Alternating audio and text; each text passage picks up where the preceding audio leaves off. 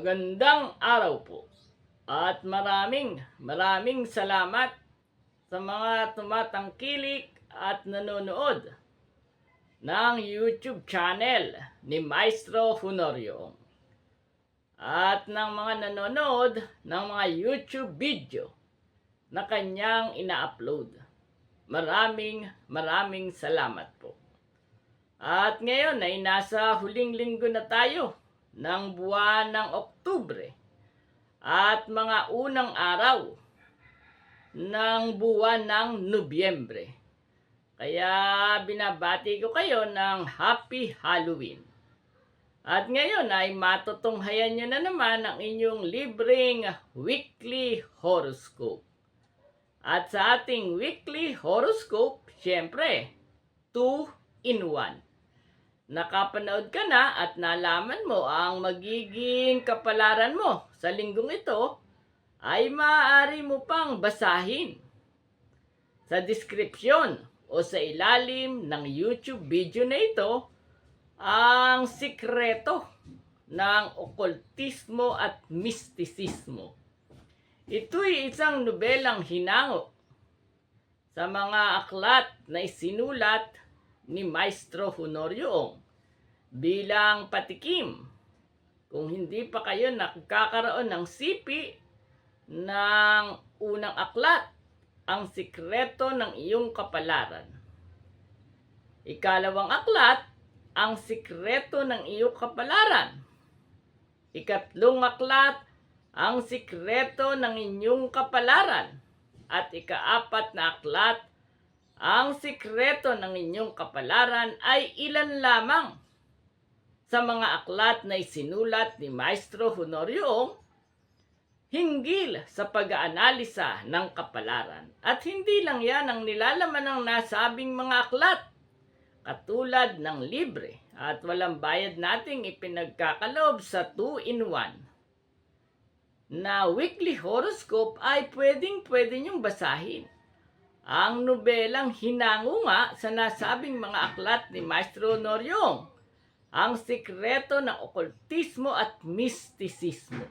Ito ay isang nobelang may kaugnayan sa paghahangad ng isang bata o ng isang binatilyo na matuto ng okultismo at mistisismo.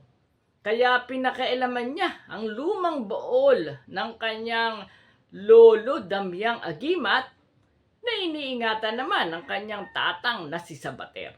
At dito'y nabasa niya ang iba't ibang sikreto ng okultismo at mistisismo. At ngayon ay nasa ika-22 labas na tayo o 22 serye na. At kung hindi mo nasubaybayan ang unang labas, ikalawang labas, ikatlong labas, ay maaari mong balikan ang mga weekly horoscope na in-upload sa YouTube channel na ito ni Maestro Honorio. Ang ating weekly horoscope ay isa sa mga playlist na matatagpuan sa YouTube channel na ito ni Maestro Honorio, kaya pwedeng-pwede mong balikan ang nasabing nobela o kwento hinggil kay Aryabhata sa pakikipagsapalaran niya kung paano niya matututunan at matutuklasan ang sikreto ng okultismo at mistisismo. Balikan niyo lang ang ating mga naunang weekly horoscope. At sa mga nagnanais na makita pa o malaman o matuklasan ang iba pang mga karunungang ibinabahagi ni Maestro Honorio, ay maaari nyo siyang panoorin sa Date kay Maestro Live sa iBulgar TV at iba pang social media platform ng pahayagang Bulgar tulad ng Facebook, kung saan tuwing araw ng Sabado, ika-7 hanggang ika-8 ng gabi ay mayroon tayong live. I-Date kay Maestro Live ay pinaglilingkod natin ang libre na pag-aanalisa ng kapalaran na maaari kang magtanong habang nanonood ng Date kay Maestro Live tuwing Sabado sa Bulgar TV, ika-7 hanggang ika-8 ng gabi, At kasama natin dyan ang malindog at sexing si Miss F. Kaya kung wala kayong magawa, pasyalan nyo ang nasabing date kay Maestro Live sa Bulgar TV tuwing ikapito hanggang ikawalo ng gabi.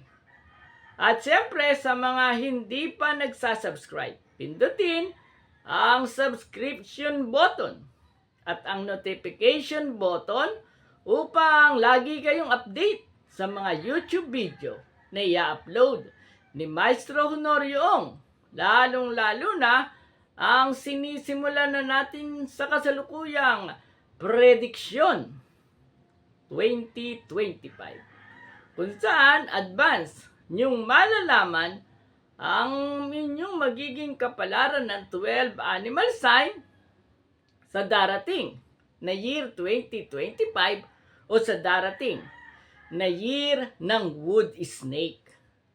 Kaya mag-subscribe at panoorin ang iba pang mga YouTube video na ina-upload ni Maestro Honorio sa YouTube channel na ito.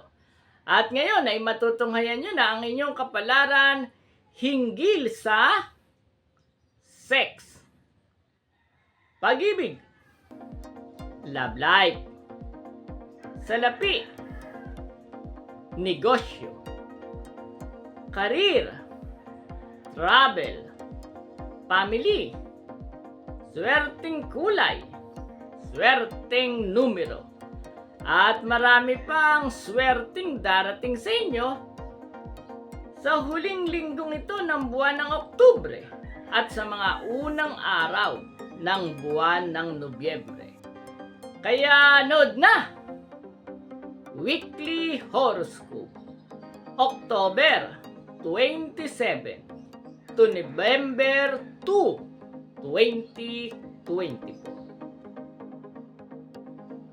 Aris, silang isinilang mula ika-21 ng Marso hanggang ika-19 ng Abril. Ang hindi nag-iisip bago kumilos ang madalas mabigo. Pero ang sayo ay kakaiba sa linggong ito. Kahit hindi ka na mag-isip at hindi ka kumilos sa mga araw na ito sa buong linggo, ipagkakaloob sa iyo ng langit ang tagumpay at malaking pagwawagi. Lalo na ang mga tagumpay at pagwawagi na may kaugnayan sa pinansyal at malalaking halaga ng salapi. Mapalad na kulay ang maroon. Maswerteng numero 6, 18, 23, 27, 36, at 45. Taurus, silang isinilang mula ika-20 ng Abril hanggang ika-20 ng Mayo. Sa linggong ito, ingat ka. Dahil panghihimasukan na naman ng iba ang iyong diskarte. Huwag kang pumayag sa mga nakikisawsaw sa iyong desisyon, sapagkat higit kang suswertihin at magkakaroon ng magagandang kapalaran kung ang sarili mong pagpapasya at kagustuhan ang iyong susundin. Tandaan mong ang pagiging tunay na malaya ang simula ng lahat ng uri ng mga swerte at magagandang kapalaran. Mapalad na kulay ang orange. Maswerteng numero 9, 15, 19, 28, 33, at 42. Gemini, silang isinilang mula ika-21 ng Mayo hanggang ika-21 ng Hunyo. Sa linggong ito, swabing swerte ka ngayon. Sino naman ang malas? Walang iba, kundi silang mga nagsasamantala sa kabutihan mo. Sila ay sabay-sabay na magmumukhang kaawa-awa at matatagalan bago sila muling makaahon sa lusak ng kahirapan. Habang ikaw naman ay tuloy-tuloy ng aahon, magiging maligaya, unlad ang kabuhayan, hanggang sa tuluyan na rin yumaman ng husto. Mapalad na kulay ang violet, maswerteng numero. 4, 13, 25, 31, 37, at 41. Cancer, silang isinilang mula ika-22 ng Hunyo hanggang ika-22 ng Hulyo. Hindi dapat makasingit sa isip mo ang mga pangit at negatibong mga pangyayari sa buhay mo. Mas maganda na alalahanin mo ang iyong mga napagtagumpayang pagsubok nitong mga nakalipas na buwan. Kapag ang mga tagumpay at masasayang nakaraan ang inalala mo, kasunod na nito ang pagdating ng swerte at magagandang kapalaran, lalo na sa salapi at material na mga bagay. Mapalad na kulay ang silver, maswerteng numero. 2, 11, 20, 28, 34, at 43. Leo, silang isinilang mula ika-23 ng Hulyo hanggang ika-22 ng Agosto. Sa linggong ito, baka sa mukha mo ang lungkot, kaya magpapadala ang langit ng magpapasaya sa iyo. Dadalang ka ng langit ng maraming salapi at ikaliligaya ng iyong puso. Sa sandaling ito ay iyong natanggap. Agad-agad, magpasalamat kang lagi. At kung may sosobra sa mga biyayang napasa iyo, agad itong ipamahagi sa iba. Mapalad na kulay ang yellow, maswerteng numero. 4, 16, 19, 27, 33, at 40. Virgo, silang isinilang mula ika-23 ng Agosto hanggang ika-22 ng Setyembre. Sa linggong ito, huwag mong pansinin ang nagsasabing ikaw ay kuripot. Ang mahalaga, nabibili mo ang mga bagay na gusto mong bilhin at napupuntahan mo ang mga lugar na gusto mong puntahan. Habang sa panahong ito na nalalapit na ang Kapaskuhan, inutusan ka ng langit na tumulong sa labis na nangangailangan at sa mga taong kapuspalad. Kapag nagawa mo yan, lalo kang pagpapalain ng nasa itaas, dagdag na swerte at magagandang kapalaran ang iyong matatanggap. Mapalad na kulay ang apple green, maswerteng numero. 1, 10, 25, 36, 41, at 43. Libra, silang isinilang mula ika-23 ng Setyembre hanggang ika-23 ng Oktubre. Sa linggong ito, may ipinapagawa sa iyo ang langit. Itago mo ang pagiging masungit mo dahil ang mga swerte at magagandang kapalaran, lalo na sa romansa at sa aspetong pangpinansyal, ay mapapasayo kapag ikaw ay palakaibigan, masiyahin, malambing, laging amoy bagong paligo, at laging naka-smile. Mapalad na kulay ang purple, maswerteng numero: 3, 8, 26, 33, 40, at 42. Scorpio, silang isinilang mula ika-24 ng Oktubre hanggang ika-21 ng Nobyembre. Ito ang araw na sadyang sobrang ganda ng kapalaran mo. Magkagayunman, marami ang magtatangkang papangitin ito. Sila ang mga kontrabida sa buhay mo. Kaya lang, wala silang magagawa. Hindi sila magtatagumpay. Mamamangha pa nga sila dahil patuloy kang pagpapalain ng langit.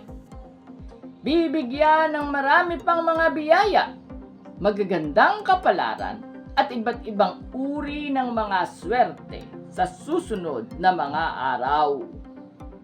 Mapalad na kulay ang red, maswerteng numero: 7, 19, 25, 28, 31, at 45.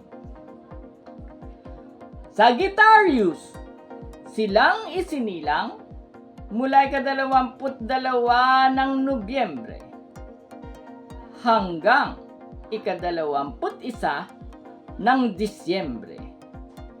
Sa panahong itong nalalapit na naman ang Kapaskuhan, huwag kang gastos ng gastos. Sa halip, sa linggong ito, talasan mo ang iyong pakiramdam, hindi dahil sa mga lihim at lantarang mga taong naiinggit sa iyo, kundi dahil may ilang swerteng mabilis naguguhit sa iyong kapalaran. At ito ay kailangan mong madakma agad-agad bago tuluyang lumipas at maglaho sa kawalan. Mapalad na kulay ang lilac, maswerteng numero: 6, 18, 24, 26, 35, at 43. Capricorn, silang isinilang mula ika-22 ng Disyembre hanggang ika-19 ng Enero. Kung hindi ka lalayo, walang mangyayari. Lakasan mo ang iyong loob. Sa malayong lupain, ikaw ay yayaman ng husto. Samantalang dito sa bayan mong sinilangan, ang mga hirap at suliranin sa salapi ay patuloy mong papasanin at tila hindi matapos-tapos na mga paghihirap at pagsubok. Kaya sa linggong ito, sandaling nagkaroon ng pagkakataon, simulan mo na agad ang pag-a-apply sa ibang bansa at lumipad ka agad-agad. At halimbawa namang ikaw ay nasa ibang bansa na, ipatupad ang formulang ipon, ipon, at ipon pamor. Mapalad na kulay ang pits, maswerteng numero: 3, 12, 27, 30, 32, at 44. Aquarius, silang isinirang mula ika-20 ng Enero hanggang ika-18 ng Pebrero. Sa linggong ito ang mga araw na inuutusan ka ng langit upang bumuo ng mga bagong pangarap. Makaasa kang kaaawaan ka rin ng nasa itaas. Pagkatapos ng problema mo sa kalusugan at iba pang mga suliraning iyong iniinda sa ngayon, gagaling din ang lahat ng iyan. At pagkatapos, ang lahat ng bubuin mong mga bagong pangarap ay isa-isa nang matutupad at magkakatotoo. Mapalad na kulay ang pink. Maswerteng numero 4, 13, 17, 23, 37, at 45. Pisces, silang isinilang mula ika-19 ng Pebrero hanggang ika-20 ng Marso. Sa linggong ito, huwag ka nang magdalawang isip pa. Kung ano ang gusto mong gawin, ay gawin mo na agad. At mas maganda na kung ano ang unang pumasok sa iyong isipan at kung ano ang una mong nagustuhan, yun mismo ang gawin mo agad. Kapag ganyan ka, ang tagumpay at magagandang kapalaran ay madali nang mapapa sa iyo. Mapalad na kulay ang blue.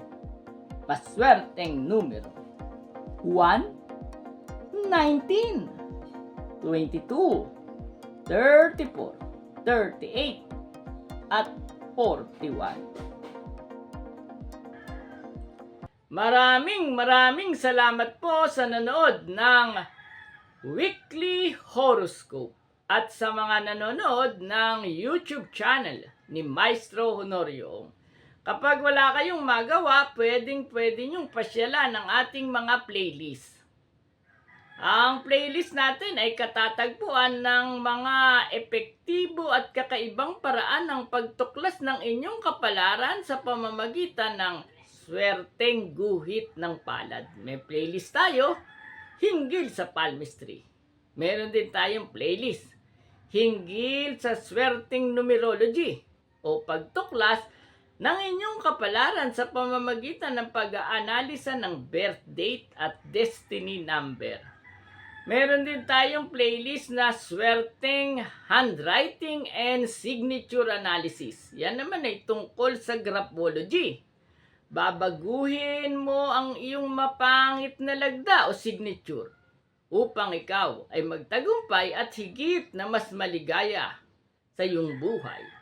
Meron din tayong swerteng punsoy tips na playlist upang di ka na magbayad ay kayang-kaya mong matutunan ang basic sa punsoy at punsoyin mo ang iyong bahay at ang iyong business site kapag natutunan mo ang basic na paraan sa swerteng punsoy tips.